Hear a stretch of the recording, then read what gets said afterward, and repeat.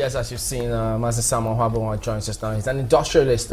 Good morning, and thank you for coming on today. Good morning. Well, about this trip, one thing everyone, if not everyone, look forward to is how the economy, let's revive it, stimulate the economy such that things will begin to flow. But this trip, the president, the government says it's well intended. You've seen some of the highlights of the trip. What do you think of it? Well, to be sincere, for me, this is the most successful trip that the president has made in all his travels. This is the one I can see something that we can even talk about, some results, you know, and I think it's also a very strategic trip, and from what I'm reading, so much has been achieved, if only at least in proposals. But it's also a major ideological switch that I have seen. And looking at it from the president and the government's point of view, I can fully understand it. And I believe that it's a natural thing many people will do.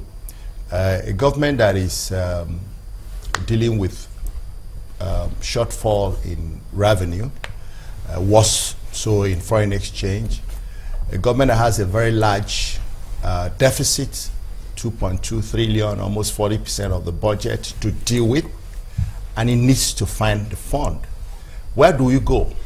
Many people go to the least line, follow the least line of resistance. That's what they've done.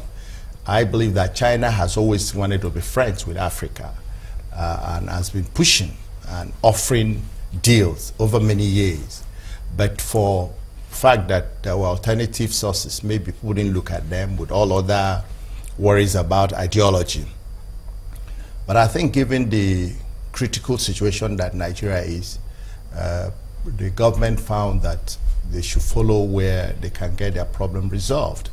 And China is offering, with perhaps better conditionalities than you get from IMF or from the West. So on the surface, I believe that it's a logical thing the government has done. And you know, all we need to do is to see that it translates. There are going to be trade-offs, of course. This switch will cost other things, both diplomatic and commercial. But given the situation and the circumstances, I believe it's a well-intended foray. Which of those perhaps encourages you much more than the others? Both. First, the commercial agreements to fund different projects, you know, from power to rates to roads, I believe are important. And also the clincher, the idea of the swap, the yuan swap, is also for me a major move. So that's a clincher? Yes, a clincher, because that's what is different. Most of the contracts are being renewed. We've signed MOUs with China before. It's China that is funding the new Abuja-Kaduna rail line, the fast rail. That's with Exim Bank of China. I was on the project when I was on Shopee, and we saw that they were very eager to get that project. Actually, sometimes it was Nigeria that was falling behind, but government used the funding from the subsidy savings to accelerate the project. So it was working, and China was very determined to see it through. And a few of the rehabilitation of the rail project, China is on it. And if there was anybody that was delaying, it was Nigerian side, and the budget couldn't provide. So that was when the Shopee savings came, a lot of it was put in those projects. So there have been previous agreements. Some of them are being revalidated. New ones are starting, like the one to Dangote and a few other people. But the clincher is this currency swap. That's what is new in terms of Nigeria having access, even though there has been a previous agreement to diversify Nigeria's foreign reserves into other currencies, especially the yuan. This is the first time the yuan will now be made available to Nigerian banks, and Nigerian businessmen can access yuan. and they don't have to go to look for dollars, and they don't have to translate from dollar to. So you just, and if you see that our trade is growing with China. Today, China is our biggest trading partner. Yeah, it is. It has overtaken last year. The growth from 2014 to 2015 was quite significant, while the trade to America was almost dropping by half because America stopped buying our oil. China and India came to fill the gap. So I think that this is the clincher, that we can have alternative foreign exchange source that will reduce the pressure on the dollar. It's a major move for me. You know, there's hardly anything in your home or any office that you don't get to see one or two that is made in China. Does that also translate into the number of business people, businessmen and women in Nigeria who do business with China? Because I'm trying to still put that side by side with this currency swap and how much of Nigerians this will help in doing business. Yes, because today most of our consumer products, electronic and what is used generally, come from China.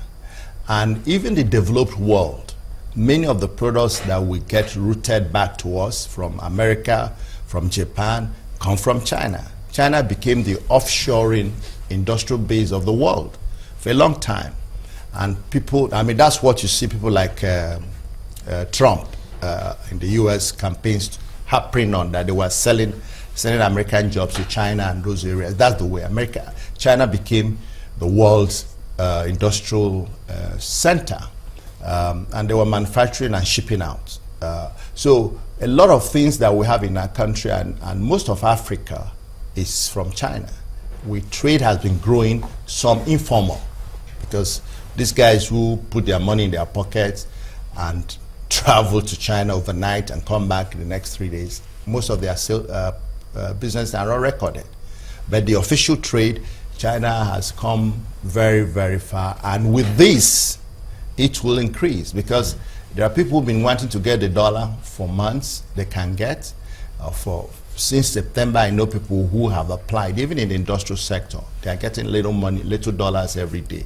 So if you can get yuan, and where you're doing your business is China, so why wait? I think that will reduce pressure on the dollar, even if it's for the short term. You know, looking at all of those, the highlights of the agreement, and many of them, which you say encourage you, the clincher happen to be this swap. Yeah. But in all of this that we've seen, what kind of opportunities do you see for the private sector? Well, because if you look at the agreements are being signed with private sector companies. There are a couple of companies they've named there that are private Nigerian companies that are dealing with, in addition to the government side. But where I see the greatest opportunity for Nigerian businessmen is in the swap, because the greatest problem Nigerian businessmen have today is access to foreign exchange for most things: industrial, commercial, spare parts, raw materials, and what have you, finished goods. It is. And most of our finished goods and even raw materials are coming from China now. And therefore, this opportunity opens a window to deal with this pressure. I don't know how far that will be in the medium to long term, but in the short term, I think that it will, there's going to be benefit to Nigerian businessmen. Of course, there will be, I mean, every action has its equal and opposite reaction. There will be other reactions, but for now, I think that it will help to sort out the problem. Well, The Guardian is doing a story on, you know, some of the reactions that could come from that, and their major headline this morning: gains, pitfalls of Nigeria's currency swap deal. They say divided stakeholders say policy may ease business, which is what you're saying, but they also believe that it could stifle local firms. Well, do you see that coming? That is a side effect because of depending on how we structure the MOUs. One of the things that China does well, and actually the driving force behind all this, is not because they love anybody.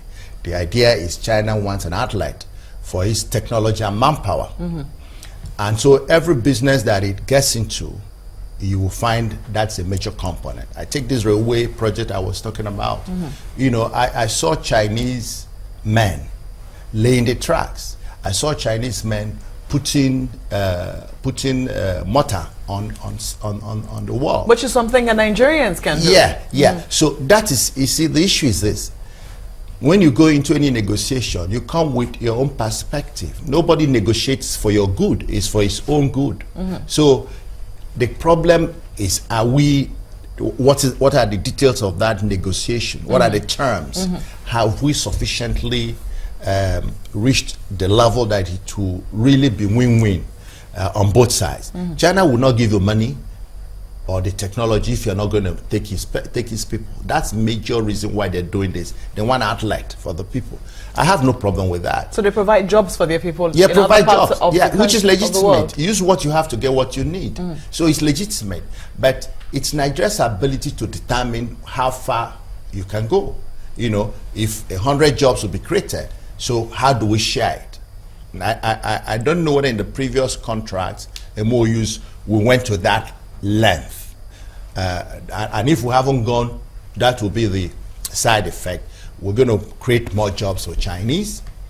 I don't know whether that will take away jobs for Nigerians. I don't know, but what it might do is to reduce ability of incremental, because if there's no contract right now, you can't say anybody's taking your job. But if there's a contract that brings 100 Chinese and takes 10 Nigerians, well, there's a marginal, but that may not be good enough for us. So that's one area. The other area is that Chinese goods may have to displace other goods, both local and imported. And our country is essentially an import-dependent country. And so what we're going to see is that there's going to be displacement of goods from other parts of the world.